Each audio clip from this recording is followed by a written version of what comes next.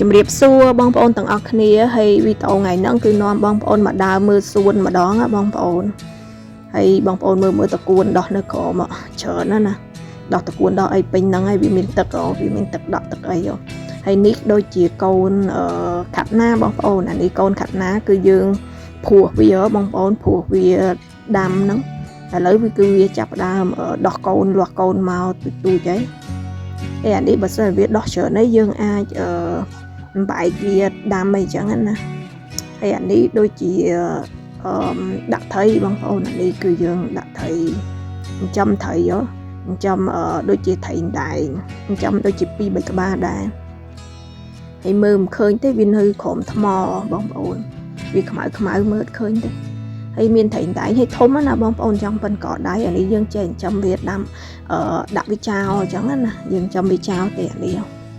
មានបានតែចិញ្ចឹមយកហូបយកអីទៅចេះដាក់វាចោលនៅគៀនហ្នឹងអញ្ចឹងណាហើយមើលមិនឃើញទេវានៅក្រោមវានៅក្លៀកថ្មយើងមើលវាមិនឃើញ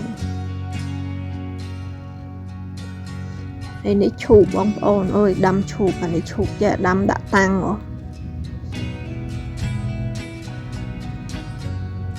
ហើយនេះអានេះជីតិចជ្រូកហ្នឹងហើយជីជ្រូកអានេះម្ទេសខ្មែរយើងបងប្អូនម្ទេសសល្អណាបងប្អូននិយាយទៅអានេះល្អមែនតែនហ្មងដោះមកផ្លែច្រើនមែនតែនហើយមកដើមហ្នឹងដើមចាស់ហើយយើងដាំរៀងយូរឆ្នាំដែរហើយដាំរៀងយូរហើយអាដើមម្ទេសហ្នឹងហើយផ្លែរាល់ឆ្នាំហ្មងហើយល្អណាបងប្អូននេះផ្លែវានិយាយទៅអាម្ទេសខ្មែរយើងហ្នឹងវាឆ្ងាញ់ណាបងប្អូនវារបៀបដូចថាវាឆ្ងាញ់ជាងអាម្ទេសក្រហមអាម្ទេសក្រហមមិនសូវឆ្ងាញ់ទេហើយអានេះអាម្ទេសសនេះវាឆ្ងាញ់ជាងហើយអានេះខ្ញុំហៅតែម្ទេសខ្មែរអត់ដឹងថាឈ្មោះវាមែនទេឈ្មោះវាពិតចឹងណាយើងអត់ដឹងថាឈ្មោះអីគេទេគ្រាន់តែហៅជួនកាលហៅម្ទេសខ្មែរជួនកាលយើងហៅម្ទេសសអញ្ចឹងណាហើយអាហ្នឹងឆ្ងាញ់វាហឹរប៉ុន្តែវាហឹរឆ្ងាញ់អញ្ចឹងណាហឹររបៀបហឹរឆ្ងាញ់វាអត់កពុលទេហើយផ្លែម្ដងគឺច្រើនណាបងប្អូនបាត់ដើមហ្នឹងនិយាយទៅគឺហូបរាប់ខែហូបមិនអស់ទេនិយាយទៅយើងហូបយើងបេះហូបត្រូវការយើងបេះហូបមួយផ្លែ2ផ្លែអញ្ចឹងយើងមិនមែនទៅបេះហូបណាច្រើនណាអានេះយើងដាំធម្មជាតិណាបងប្អូនវាដោះដោយធម្មជាតិដល់ពេលវាដោះធម្មជាតិអញ្ចឹងគឺដើមវាចាស់គឺវាល្អវាអត់ងាយងាប់ទេនិយាយទៅគឺវាដោះរាប់ឆ្នាំអញ្ចឹងណាវាអត់ដូចម្ទេសយើងទិញឯពេលខ្លះម្ទេសយើងទិញអារបៀបគេហៅថាយើងទិញគេលក់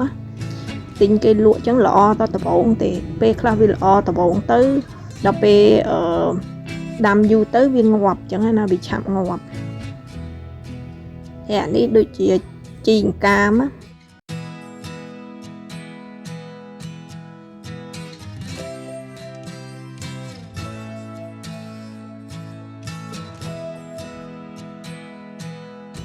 នេះគឺ